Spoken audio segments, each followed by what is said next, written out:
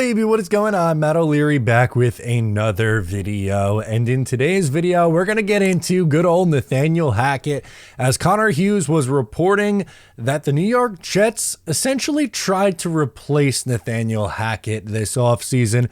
There's a long quote, so bear with me, but we're going to break it all down. So here's the report from Connor Hughes of SNY. Says the Jets made, quote, legitimate attempts this offseason to hire someone who would essentially replace Nathaniel Hackett.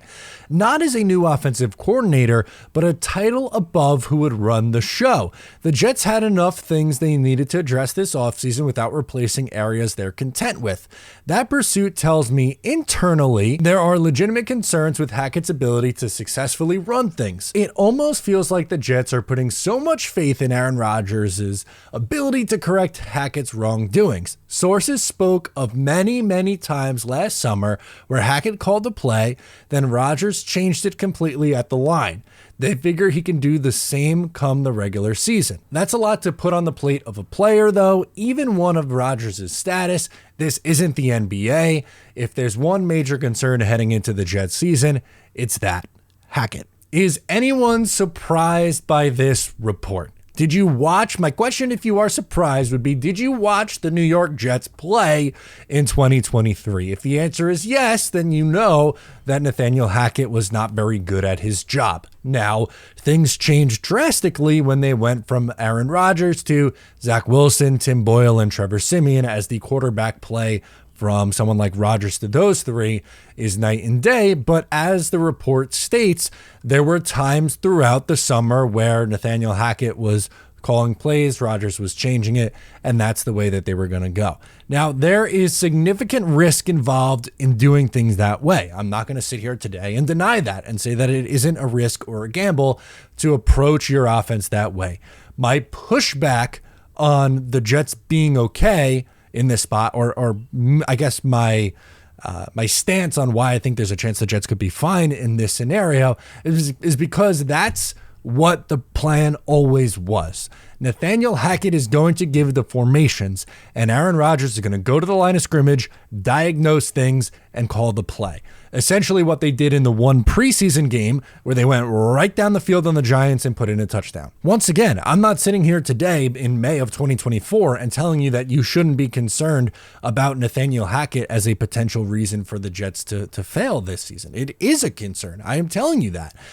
If you're speaking on issues the Jets can or could possibly face in 2024, at the top of the list is Aaron Rodgers' health, coaching, and offensive play calling. That to me is the biggest factors in the Jets' ceiling and floor this year.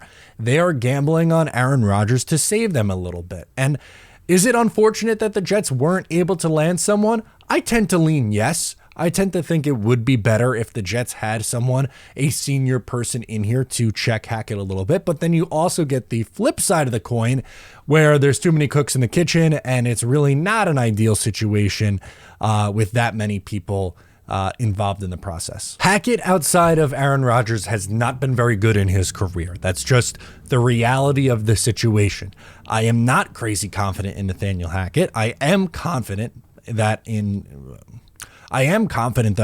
in Aaron Rodgers. I think if the Jets are going to have success in 2024, it's because Aaron Rodgers comes back and is an above-average quarterback. Again, are there doubts because he's coming off an injury? Of course there is.